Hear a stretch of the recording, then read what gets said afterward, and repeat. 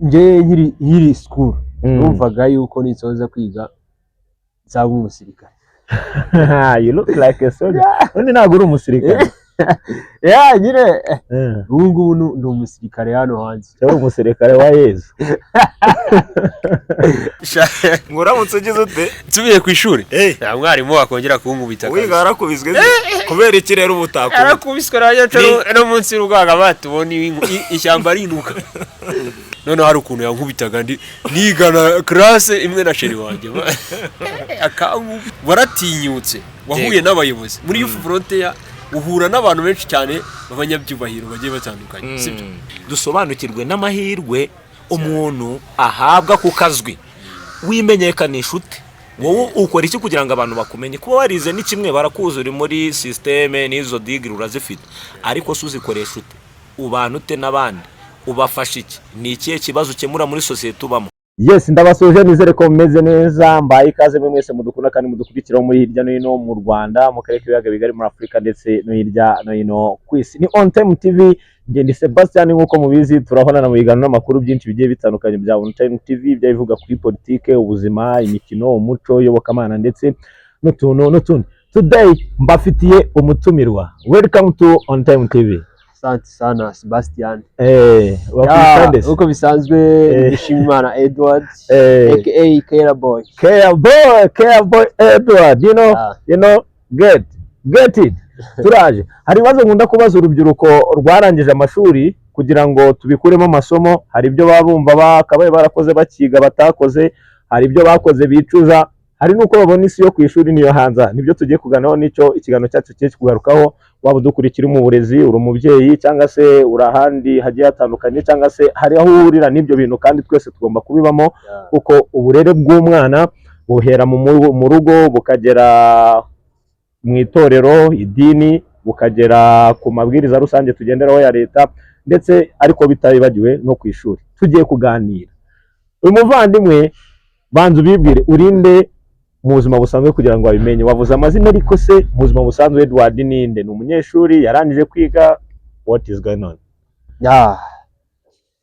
Edward Dushimimana nasoje kwiga secondaire 2021. 2021. Ariko ndacyakomeje, ntago ndasoza neza. Itangazamakuru ubona gute mu buzima busanzwe? Itangazamakuru kuba bikunze pe. Bikunze ni ibintu biba biryoshye. Ego. Abantu benshi mukunda abanyamakuru, mukunda n'itangazamakuru. Ari nabibaza ngo mwaryiga gute? Ibyo tuzabishakira umwanya tubabwire inzira wanyuramo kugira ngo uhinduke umunyamakuru mwiza nkatwe. Edward nawe ni umunyeshuri ariko nawe ari kuza. Tugaye karibu Edward, tugiye kuganira. Please umbabarire umbwize ukuri. N'abadukurikiye muraza kuduha ibitekerezo byanyu mutwandikiye muri comment. Kubisubiza ari buze kuma kwibazo namubajije, muraza kugenda namwe mutubwira ese yambeshye cyangwa nanjye namubajije nabi.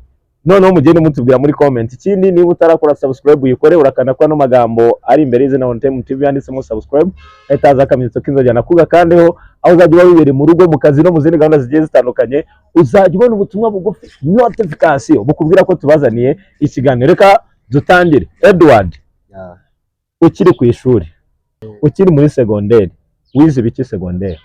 Yize LFK, English Languages Literature, Français and Kinyarwanda. Nje nize babyita IKK.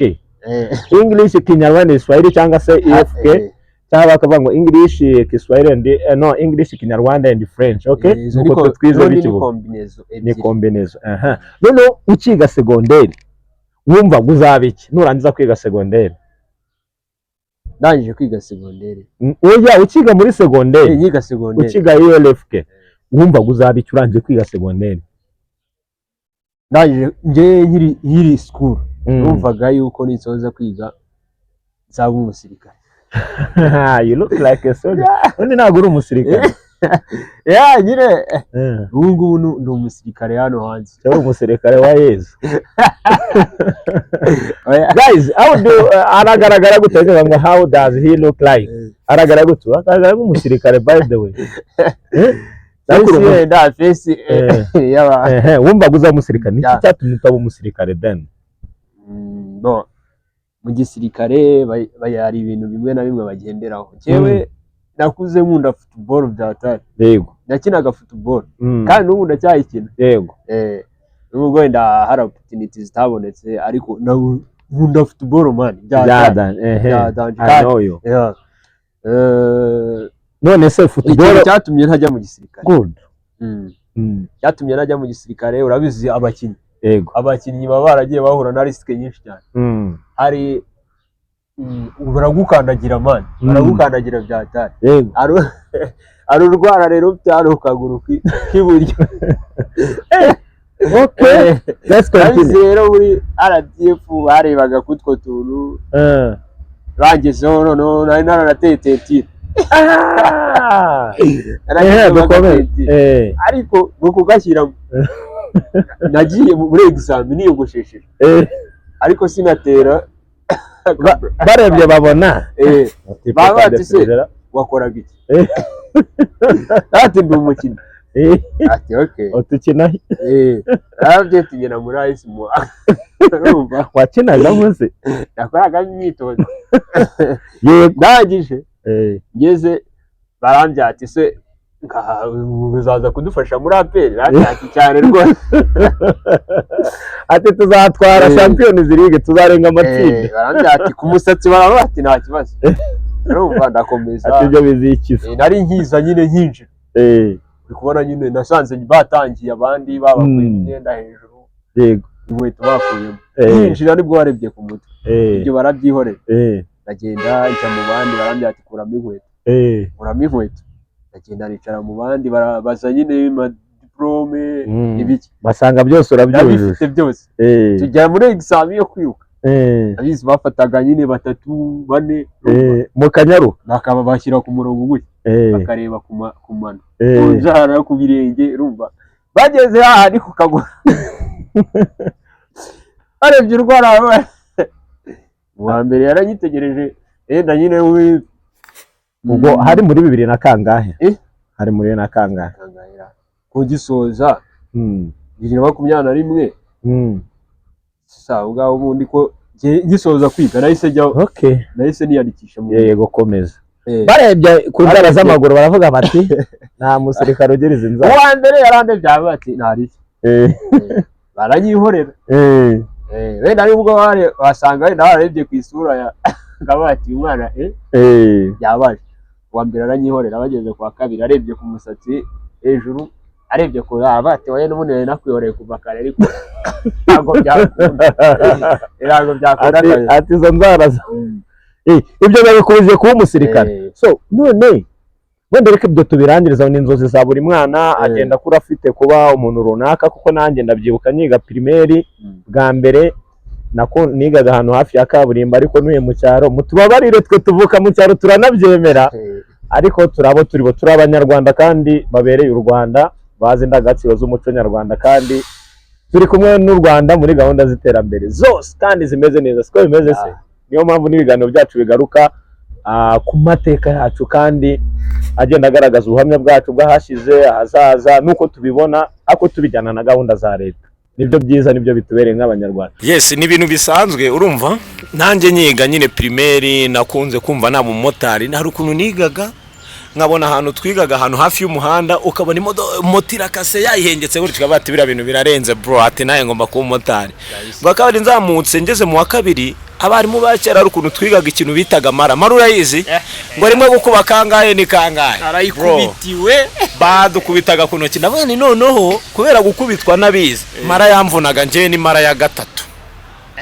iya mbere kabiri ibindi byose byarashoka ariko mara ya gatatu yaramvunye nyiga niyo mpamvu n'imibare buranze mike uramutse unyereje n'amafaranga wakongera ukayisubiza sinzi kuyabara hagire n'ubigerageza rero kuri iyo nimero narinze gera mu wa 6 primaire maranzi ari mara ya 10 10 guko ari mu 10 ukaka ni 20 yonyine ako ni ya gatanu yari yoroshye ya gatanu yari yoroshye 25 gutyo na mara ya kabiri nawe yabaga yoroshye mara yari mwese yatabaga kubarira ku ntoki sasa none urumva simbuze ngo nzaba mwarimu ndangije kuba mwarimu ndabireba niga ubwo namfite gahunda kuzakubita abana ba mwarimu ngo nihorere ntago nabishakaga kuko ari cyo mbona byamarira n'abantu batwigishe mu myaka yashize namwe turabagaye akantu kamwe ko kutaturemamo abo twifuza kuba mu tudevelope muri urwo rwego. Ariko nshimira abarimu buno munsi, nshimira uburezi bw'uno munsi, na Minisiteri y'Uburezi ihora ibikangurira abantu ikavuga ngo dufata abana tubigisha izo siyanse ariko tunateza imbere impano zabo kuko hari benshi zitunze, sibyo? Ibyo ni ibintu byiza cyane kuko natwe nubwo turi hano turi abanyamakuru, nawe n'umunyamakuru yamaze kuba umunyamakuru, niba asigaje iminsi ngakaza mushobora no gusanga n'umunyamakuru on time TV soon as possible, why not? Nabona atabizi se. Ibi byose tubikesha mwarimu. Dushimire ko mugenda mutonamo impano zacu mukaziteza imbere. Nawe niba utabikora jya wigisha abana ari kureba n'impano zabo, uzihuze naho igihe kigeze, uzihuze n'ibihaho bigana n'ejo hazaza, none muteze imbere impano zabo. Simbirangije kuba mwarimu kujya nzakubita abana ba mwarimu, ariko uko nkura nkabona ntago ari ngombwa. Ngeze nko mu wa 4 mu wa 5 ndi kurangiza primaire nibwo navuze ni ngomba kuba umunyamakuru. Numvaga ikiganiro bita Evening Drive kuri radio TV10, ubu niko basigaye bayitaga radio 10 kera taragira televiziyo.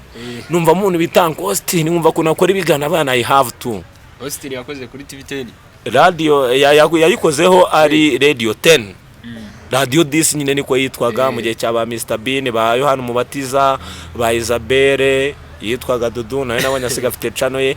Ibyo nibe byatambutse rero ngomba kuba umunyamakuru. Byose ndabiharanira amenye inzira yabyo. Nshimire n'Imana ko icyo natekereje cyose nabaye cyo. Wenda ikintu nabaye cyo n'umumotari, ariko mwarimu nabaye we nabaye nakoze mu burezi imyaka irenga 10 na wasanguza simubizi se abadukurikiye bamwe muri mwese harimo abo nigisha nabo nayoboye, hari nabo twakoranye nayoboye nigishije, sibyo? None ikindi cyanyuma nasenge ku umunyamakuru n'ubundi umunyamakuru nabwo ndabishima Imana, ubwo niho twari tugeze. So reka twinjire ku kiganiro cyacu nyirizina. Ikintu wifuzaga kuba cyo cyari umusirikare, icyo ni icyambere. Noneho kiri ku ntebe y'ishuri, ni iki wumva wakabaye warahaye agaciro utaha agaciro ariko ukeneye muri ubu buzima no munsi? Ikintu numva utaha agaciro yaba mu masomo, mu myitwarire, mu migirire. Uko mukanya ndaza kukubaza ikindi wakabaye warakoze ariko utakoze ariko uramutse usubiye ku ishuri wakora. Yego, wenda nk'urugero reka nkwereke nk'abanyeshuri biga amasomo ya technique bakunda gupinga indimi, bagapinga imibare, bagapinga ano masomo agendanye n'uburere mboneragihugu, icyo twita citizenship, mbere twahitaga political education, sibyo? Bavuga ngo nawo nzakenera niba niga kubaka ngomba kuzaba engineer akiga amasomo y'umwuga, bakayapinga ariko yagera hanze akisanga ari customer care. Izo ngero nyinshi ndazifite mu biganiro ngenda mbaha by'abanyeshuri mugenda mubyumvamo. Wowe ni nk'ibiki wicuza utahaye agaciro ariko uri guhora nabyo muri no minsi? Ya ikintu nakabaye narahaye agaciro muri kiragiye nyiri ku ntebe y'ishuri, nakabaye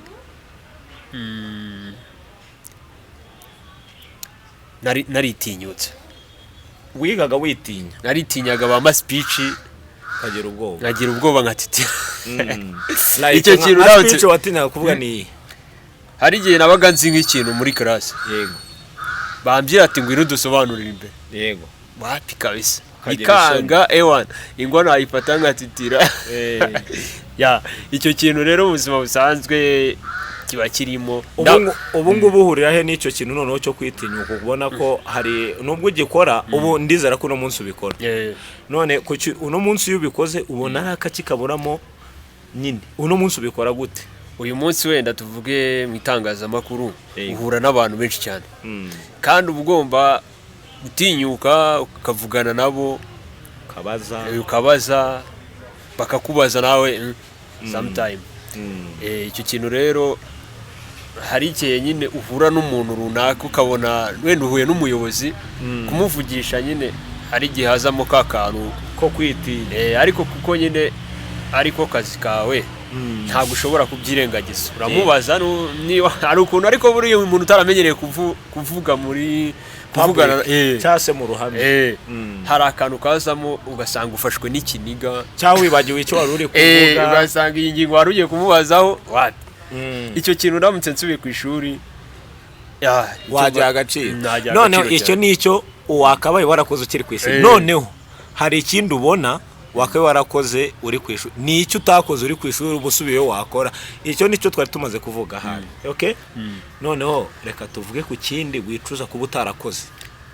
Ikintu nicuza kuba ntarakoze kandi si cyo nari maze kuvugana icyo umaze kuvuga none uramutse usubiyeyo ni iki ndamutse wakora nsubiyeyo ikintu nakora cyangwa se reka tuvuge ko icyo wakoze utari gukora uramutse usubiye ku ishuri ndamutse nsubiye ku ishuri yaba mu myitwarire mu migirire ndamutse nsubiye ku ishuri ntabwo nakongera gukubitwa na mwarimu hafi kabisa ngo uramutse ugize ute nsubiye ku ishuri nta mwarimu wakongera kunkubita wiga warakubiswe kubera iki rero uba utakubita yarakubiswe no munsi y'urwaga batubona ishyamba rinuka none se reka tuvuge nyine ni iki cyatuma mwarimu atagukubita mani none hari ukuntu yankubitaga nigana classe imwe na sheri wanjye akankubita ese muba mwaragiye kwiga gukundana cyangwa kwiga ubumenyi runaka aya byose biba bikenewe mwana biba bikenewe ntabwo none se kuba warakubiswe na mwarimu ni ikihe gihombo wakuyemo igihembo narasebye none kuba warasebye ariko ugacyura ubumenyi none se uwo mukobwa mwakundanaga ubu muba mubana aracyari umukobwa cyarashatse aracyari umukobwa kuki mutabana ahubwo se turacyakundana none kuki mwarimu atagukubita rero nicyo kintu nshaka kumva uri kurogereta ko wakubiswe na mwarimu kubera iki ko ntabwo ushobora kongera gukubitwa na mwarimu kubera iki nyine impamvu hari uburenganzira bw'umwana na Mineduc n'amabwiriza agenga uburezi abuza abarimu gukubita abana ntabwo icyo gihano kiri mu bihabwa abanyeshuri ni icyo ugendeyeho cyangwa ni iyindi mpamvu ntabwo ari icyo ngendeyeho kuko buriya nyine niyo umunyeshuri akosheje baramuhana sibyo ariko hari umwarimu wagukubitaga kubera umukobwa utereta se none se wakubitwaga kubera umukobwa utereta cyane amakosa wabaga wakoze hari igihe banazaga basanga turicaranye karaso ibinyungu tutaya none se ubundi wowe wari waragiye gukundana cyangwa kwiga erega biriya ni ibintu umuntu wese agomba gucamo sibyo umwana wese aba agomba kubicamo bakabikureka se ubu uramutse ubaye mwarimu ukishyira mu mwanya wa mwarimu cyangwa uwo muyobozi wagukubitaga icyo gihe akuziza umukobwa kandi waraje kwiga wamugira ute wowe wakora iki ntabwo ari abarimu bose bagukubitaga hari umwarimu waza akavuga ati mutandukane buri wese ajye mu ntebe ye sibyo wowe ndamushimira wabikoze gutya ariko wa wundi wankubise none ko mwatandukana ukajya mu ntebe ye ubu muri kumwe ibwa buzima nyine c'est la vie amour scolaire ibaho urukundo rwo kwishuri rubaho cyane rurangira gute bura urukundo rwo kwishuri nurwo kwishuri nyine mugiye muri kwishuri ariko iyo musoje kwiga uri wese acize ndageze ubwo nk'abanyeshuri baba bari kwishuri sibyo ugasanga umwanya munini utakaza ku mukobwa kurusha amasomo wamugira ihe nama ukurikije experience ufite wagize muri scolaire wabaye umunyeshuri kandi byakubayeho aho uri nawo mukobwa ari wamugira ihe nama cyane inama nagira umuhungu cyangwa umukobwa bakundana inkundo zo kwishuri shari kugutakaririza umwanya kabisa ibyo bintu ugira gute bireke pe ibyo nta kirimo uko niyo mwamukundana rumeze rute ese ubu iyo mutandukanye musoje kwiga mureba nk'ungu mukundana we murenze gate murakundana n'uw'icyanguguru w'Imuhanga ese muzahurira he no muri societe wenda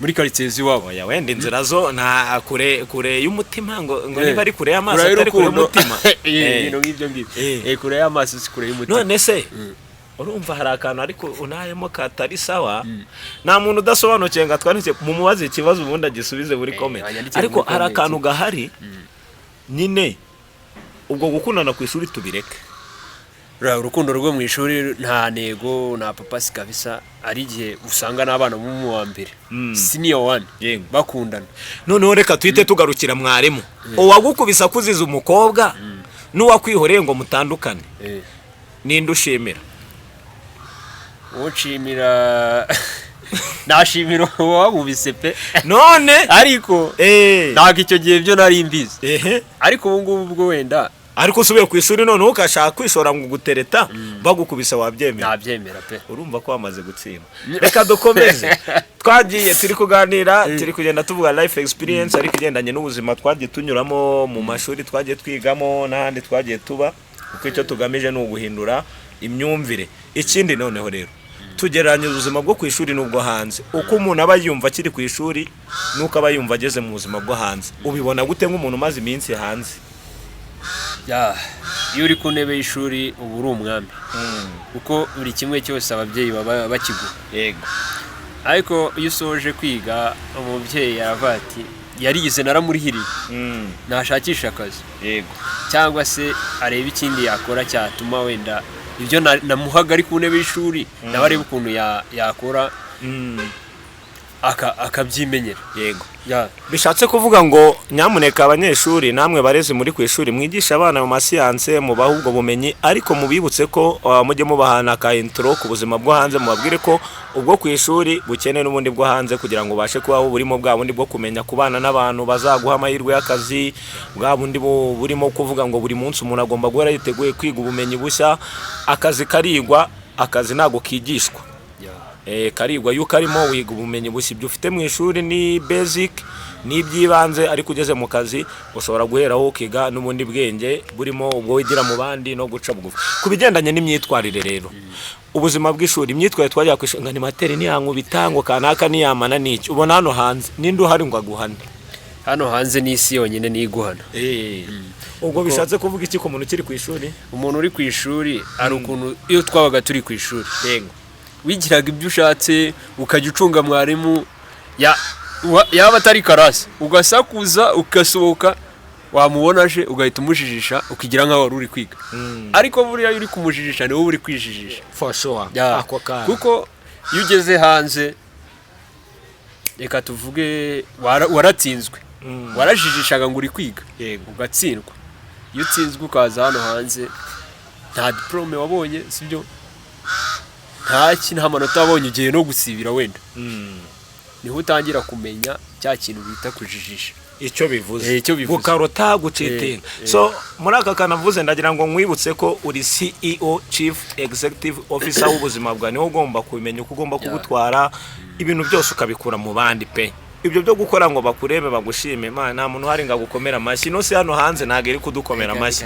Iki niri kutwerekere kuvuga ngo yego ufite ubwo bumenyi, ariko ushoboye n'ubu bundi uzi kubana n'abandi. Kugera aka kanya ntago amahirwe y'akazi azingiye he, nuko ubuze ibintu byinshi mu mutwe cyane, uko uziranye n'abantu benshi ariko bafite amahirwe y'akazi. Shaka iki gihe ni communication n'abandi bafite wenda ayo mahirwe, babonye akazi imbere, we nta kazi urabona, shakisha uburyo mwa connecting connection, uzahure n'abantu rero bagufasha kugera ku mahirwe y'akazi. Cyambere twakivuze mu kiganiro cyabanje, niba mutakirebye umuvandimwe yatugejejeho, harimo kuba mu nama y'igihugu y'urubyiruko biriya bya Youth Volunteers, gahunda zose z'igihugu, ahatanzwe amatangazo y'akazi, aho byagenze gute byose ububizi. Ni gute udashaka gukorera igihugu wowe? Ni gute udashaka kujya muri iyo gahunda?